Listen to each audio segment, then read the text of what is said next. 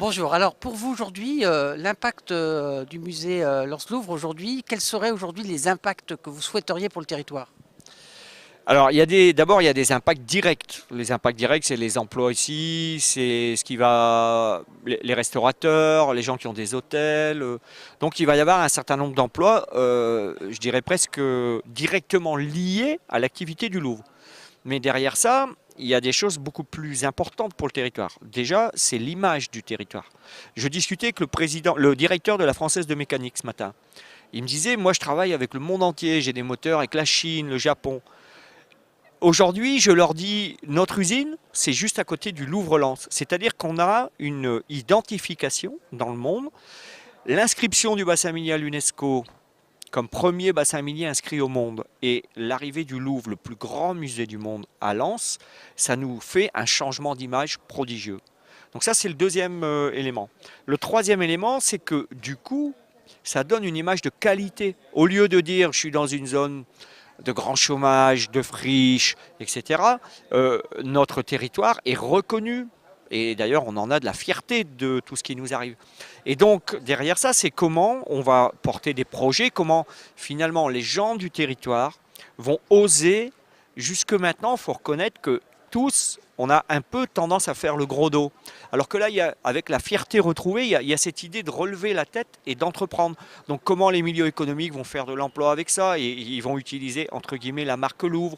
Comment les mairies vont porter des projets. Comment des associations vont se mettre en route. Donc tout ça, ça participe finalement de la reconversion du bassin minier. Les mines sont fermées, on a de l'industrie lourde et il faut la garder, mais en même temps, il y a des nouveaux emplois et il y a des nouveaux projets. Et c'est comme ça qu'on va garder les jeunes chez nous. Au-delà de cette vision, est-ce que pour vous il y a aussi des risques?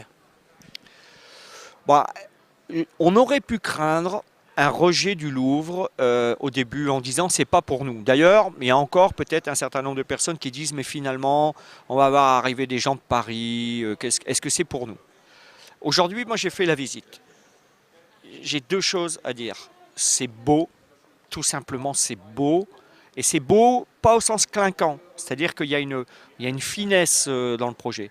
Et puis quand on se met à visiter par exemple la Galerie du Temps qui raconte en gros comment l'humanité elle a produit de la culture depuis les Égyptiens jusqu'à très récemment, il y a une espèce comment dire, ça nous élève quoi. Enfin, bon, quand vous visitez la Galerie du Temps enfin, c'est vraiment très beau, enfin vraiment faut venir. euh, on a le sentiment que ce sera plus comme avant. C'est-à-dire l'image sur le territoire, là, c'est la classe, quoi. Et c'est pas la classe au sens les grands salons de Paris, c'est la classe chez nous, c'est-à-dire du Louvre, on voit les terris, on voit les cités minières. Donc, moi, je pense que ce qui aurait pu être un risque, je le dis, d'un rejet, c'est un risque qui pour moi n'arrivera pas. Et je pense qu'au contraire, les jeunes vont être très fiers. Les classes, elles vont venir là, elles vont découvrir des choses, ça va donner des vocations. Non, je pense que c'est que du plaisir, que du plaisir.